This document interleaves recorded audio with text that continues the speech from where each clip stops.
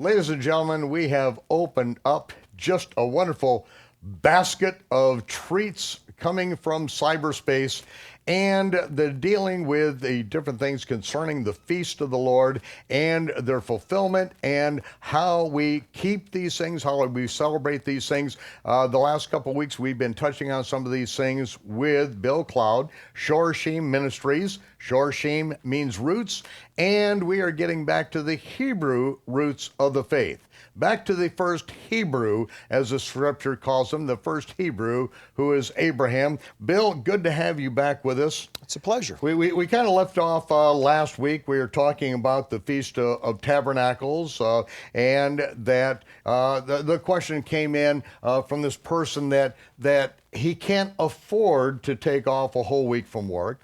How can he keep the Feast of Tabernacles?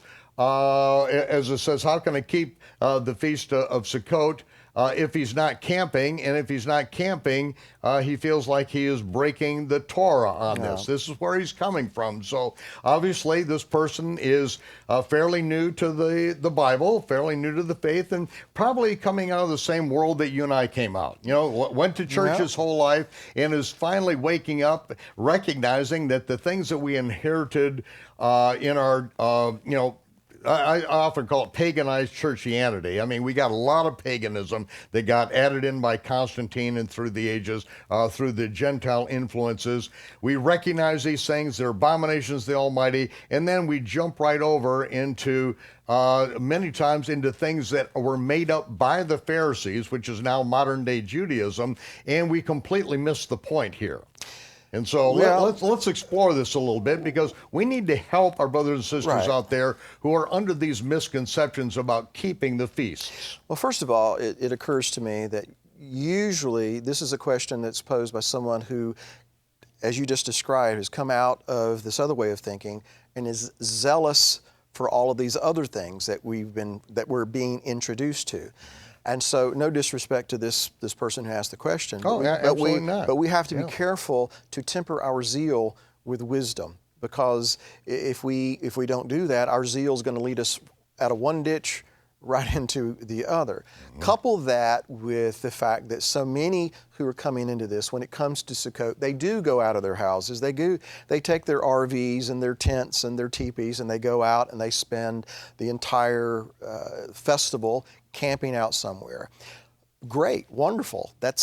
I've had a lot of fun and made a lot of friends doing those kinds of things. I have nothing at all against that. But because it is becoming so prevalent, and especially here in America, that has become kind of the expectation. And the expectation somehow in our mind is translated as, that's what I have to do. So perhaps this gentleman or this person is struggling with the zeal to want to do these things and want to do it right, and the expectation that has been placed out there. And the expectation of everyone else out there that is bringing their concepts to a new place. I wouldn't be surprised if someone told him, this is what you have to do, and this is how you have to do it, right? Wouldn't be uncommon. Right. So we get back to the basic question is he going to be breaking the Torah if he can't afford to take off of work for that entire time, if he can't afford to travel out of state to go? No, he won't be breaking the commandments. The commandments are that there are Sabbath days related to the festival of Sukkot. We are told to take certain things and to build a booth and those things. And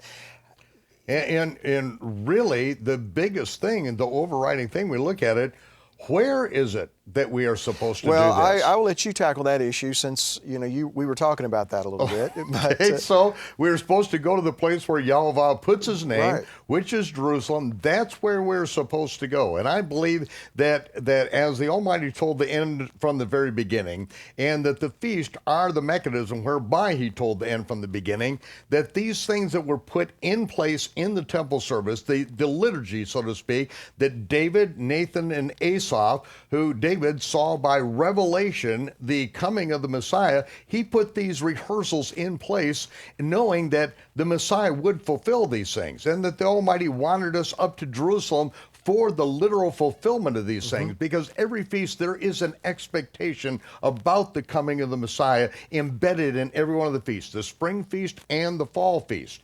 And so the requirement really was to go up to Jerusalem. Right.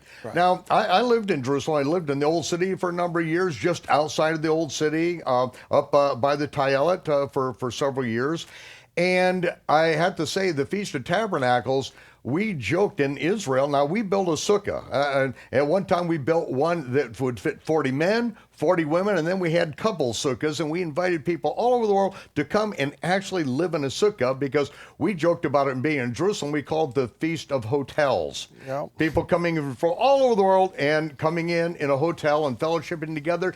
But, you know, it's not that it was a disparaging comment. It's like these people are driven. They want to come to the feast. They want the fellowship, and it's a beautiful thing.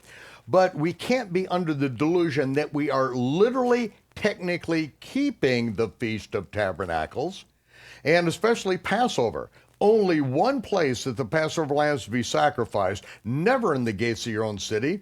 And that's why the tradition in Rabbinic Judaism is they have a broken shank bone of a lamb on the plate for Passover to say, this is not Passover. This is not the Passover lamb. See, it's a broken shank bone of a lamb, and we're never to break the shank or any of the bones of the lamb. And so it's a constant reminder that traditions we have in Judaism are to remind us of what we did in the temple.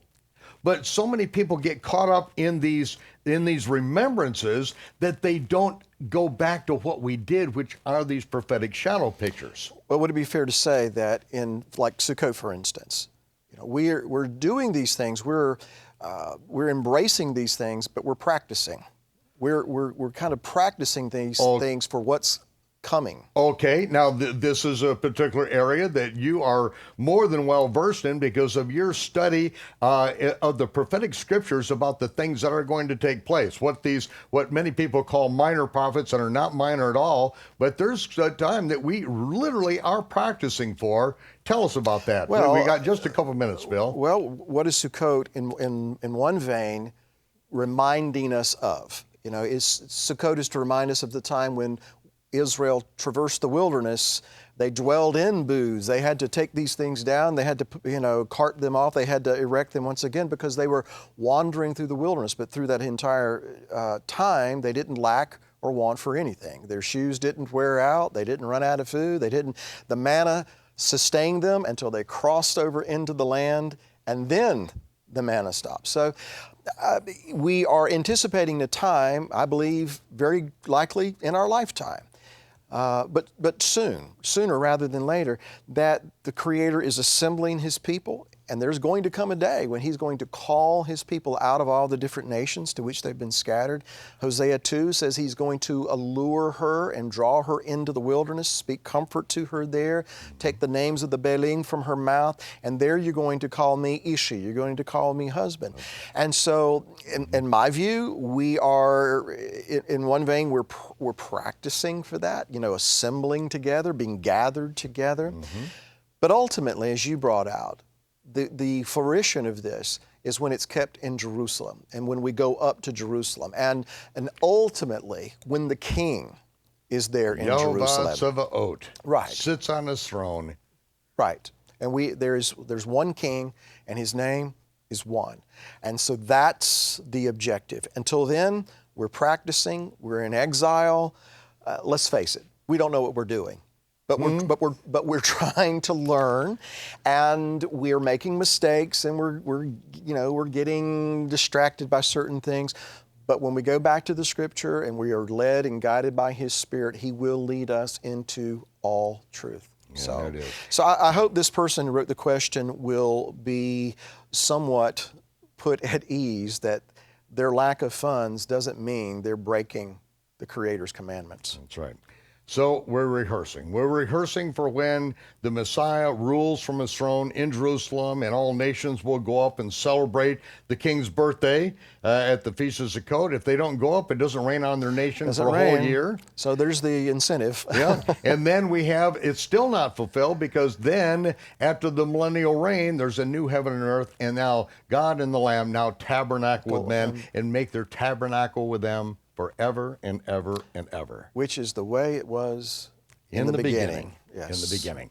Well, we are going to be back with more questions next week with Bill Cloud, and thanks for being with us, and come back after you watch this important message for you. This is for you, only you.